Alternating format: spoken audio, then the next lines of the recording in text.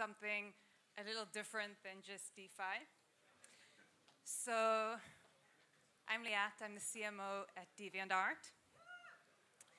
And today we're going to talk about art theft in Web3. So for those of you who aren't familiar with DeviantArt, Motti spoke about it a little bit before on the panel, but we were founded in 2000, so we've been around almost since the beginning of the web. We were acquired in 2017 by Wix, and today we have over 65 million registered users, over 18 million yearly active, and over 500 million pieces of art on our platform. We get over 100 million unique visitors every month. So we are the world's largest online art community. And as such, we are home to the world's biggest digital artists. Most of the digital artists in the world today have grown up on DeviantArt. So to name just a few who you might be familiar with from the NFT space, Justin Meller, Beeple with his very famous $69 million Everyday's NFT, and Patrick Brown, who is Marvel's very famous digital artist. So at DeviantArt, we have always been very focused on understanding artists' pains and needs and evolving our platform with them to help serve them. And for 21 years, we have dealt with one of the biggest challenges that artists face, and that is the burning issue of art theft. So art theft is nothing new. It wasn't invented with digital art or the web. I think probably since human beings have been able to create, there have been those who imitate the work of others. The first documented cases of art forgery date back 2,000 years to when Roman sculptors would imitate famous Greek sculptures. And the first documented case of what we think of today when we say art forgery is from the 16th century, when imitators of the famous artist Albrecht Dürer would add his signature to their imitations to increase the price.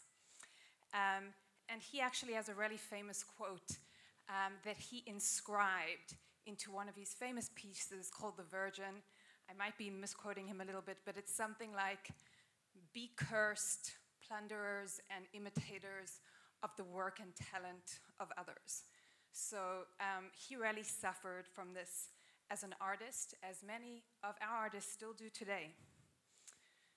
So let's talk a little bit about what it means to deal with art theft as a creator. So on DeviantArt, we get thousands of new pieces of art submitted to the platform every single day. And we, of course, follow standard mechanisms for taking down infringing art, DMCA, for those of you who are familiar. But the onus is on the artist to request that. So let's look at an example of what that means from the eyes of an artist.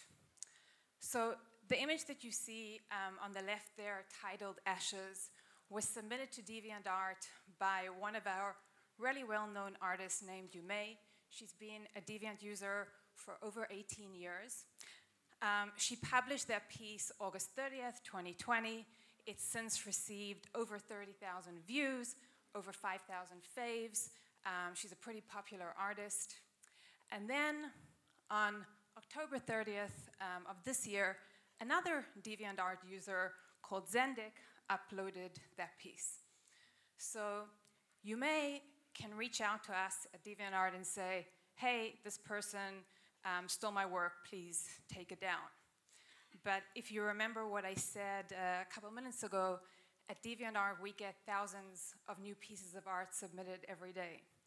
So the chances that Yumei would find that piece by Zendik or many other people who might be copying her work and uploading it to DeviantArt or any other platform are pretty slim. And therein lies the double-edged sword that digital artists face all the time.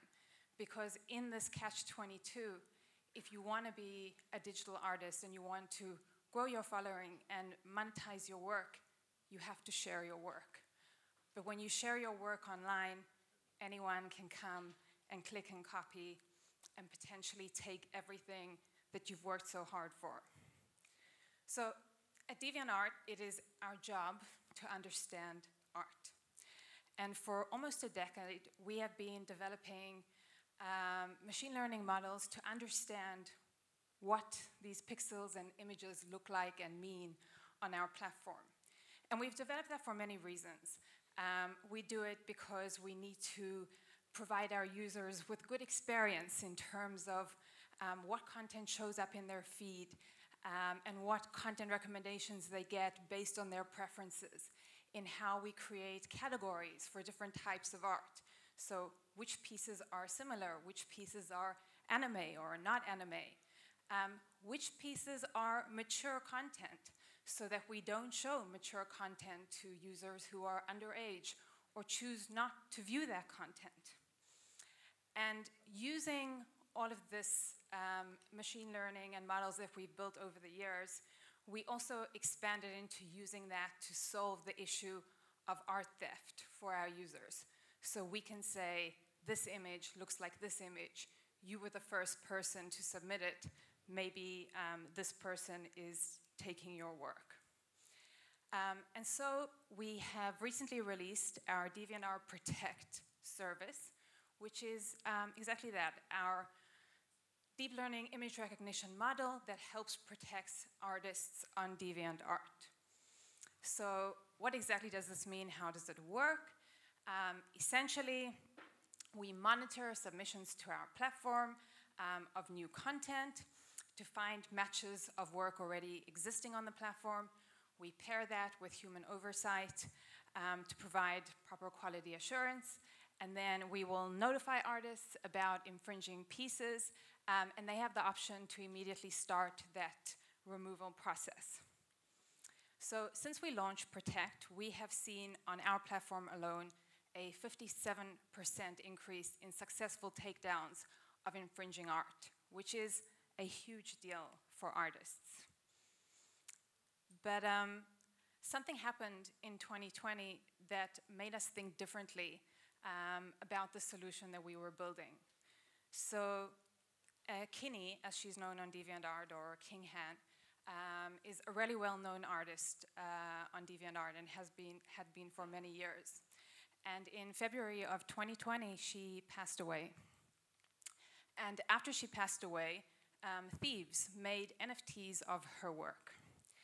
And that was a very devastating moment for the DeviantArt community, of course, of artists who had loved her and her work and supported her, and also for us as a team. And at that point, we started to think about if we could take the technology that we had already been developing for so long for our own platform and extend it to the blockchain as well. And we started testing our machine learning models by scanning the blockchain.